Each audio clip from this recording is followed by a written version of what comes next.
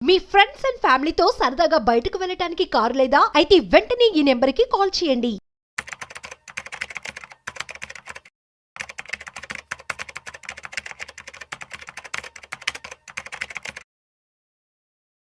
నమస్తే, నేను జీవి సత్యనారాయణ.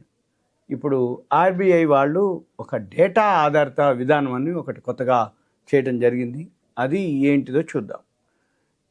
ఇప్పుడు ఇన్ఫ్లేషన్ కానీ ఎకానమీని వృద్ధిలో ఏదైతే అంచనా వేసే ఏదైతే సాధనాలు ఉన్నాయో వాటిపైన ఇప్పుడు కొత్తగా మన రిజర్వ్ బ్యాంక్ గవర్నర్ గారు సంజయ్ మల్హోత్రా గారు గత నెలలో బాధ్యతలు తీసుకోవడం జరిగింది.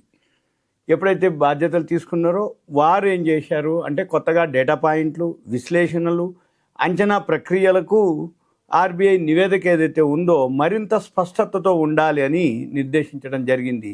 దానిలోనే భాగంగా వారు కొన్ని విధానాల గురించి చెప్పడం జరిగింది. ఆ విధానాలు ఏంటిదో చూద్దాం.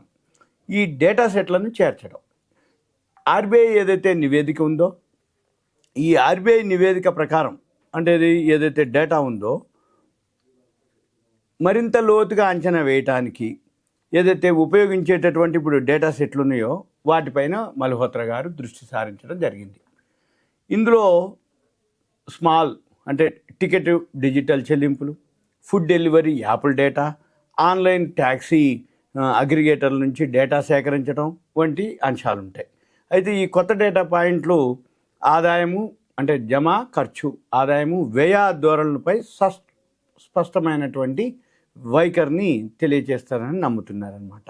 అయితే మెషిన్ లెర్నింగ్ టూల్స్ అంటారు. ఈ ద్రవ్యోల్బణం ఏదైతే ఇన్ఫ్లేషన్ ఉందో ఈ అంచనాలు మెరుగుపరచడానికి ఆహారం మనం ఇన్ఫ్లేషన్ అంటే ఏం లేదు, మనం తినేవి తాగేవి ఏవైతే ఆహారం ఏవైతే వస్తువుల యొక్క ధరల యొక్క ఏవైతే పెరుగుదల ఉంటే ఇన్ఫ్లేషన్ పెరిగింది, ద్రవ్యోల్బణం తగ్గింది అంటే ఇన్ఫ్లేషన్ తగ్గింది అంతే.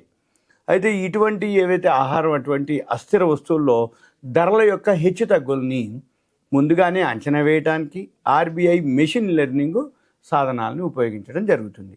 అయితే దీంట్లో ఇది ఏదైతే చేయటం వలన ద్రవ్యోల్బణ అంచనాలు మరింత ఖచ్చితత్వంతో తెలియజేస్తుంది. దీంతో పాటు ఇప్పుడు భారతదేశం యొక్క అనధికార ఆర్థిక వ్యవస్థకు సంబంధించి అంటే ఏదైతే సమగ్ర డేటాను సేకరించడానికి ఆర్బీఐ ప్రయత్నించడం జరుగుతుందని చెప్పడం జరిగింది.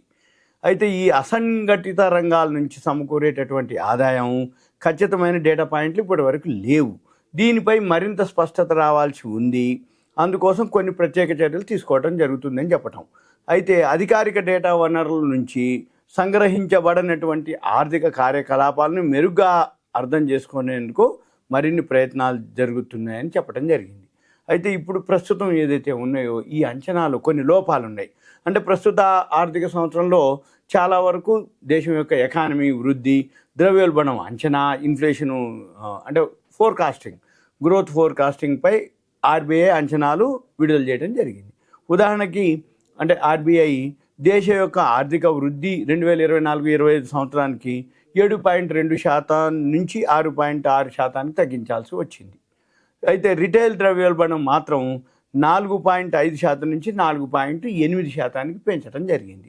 ఈ రెండు డేటా పాయింట్లు విభిన్నంగా ఉండటం కొంత చర్చకు దారితీయడం జరిగింది.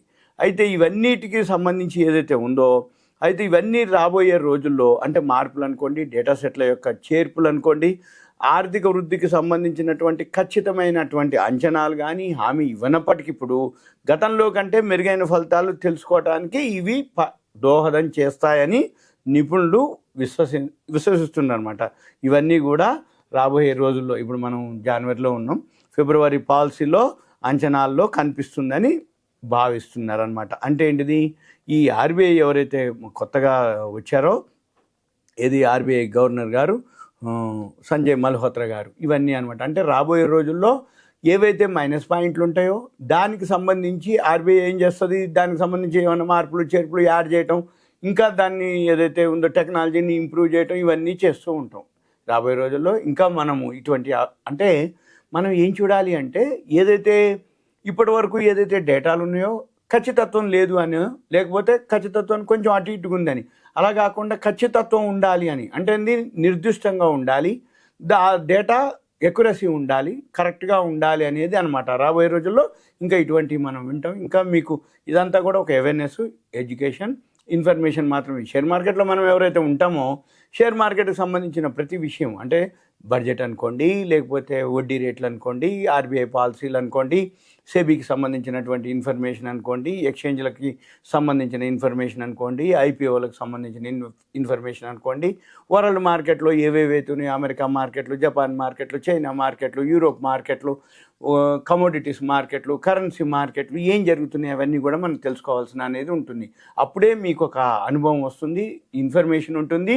దాన్ని బట్టే మార్కెట్ ఎలా గమనించబోతుంది, మార్కెట్ ఎలా గమనం అంటే దాని వే ఎలా ఉంటుంది, పాజిటివా, నెగిటివా, న్యూట్రలా, మార్కెట్ ఎలా అని ఉండొచ్చు. ఆ ఇన్ఫర్మేషన్ మనం తెలుసుకోవాల్సిన అనేది షేర్ మార్కెట్లో ఉన్న వాళ్ళందరికీ అవసరం, అత్యావశ్యకత దీని యొక్క ఇన్ఫర్మేషన్ అనమాట. అంటే ఎందుకు అంటున్నా అంటే మనం షేర్ మార్కెట్లో ఉన్నప్పుడు దానికి సంబంధించిన కనీసం ఎంతో కొంత బేసిక్ ఇన్ఫర్మేషన్ మనకు ఎప్పటికప్పుడు ఐడియా ఉండాలి.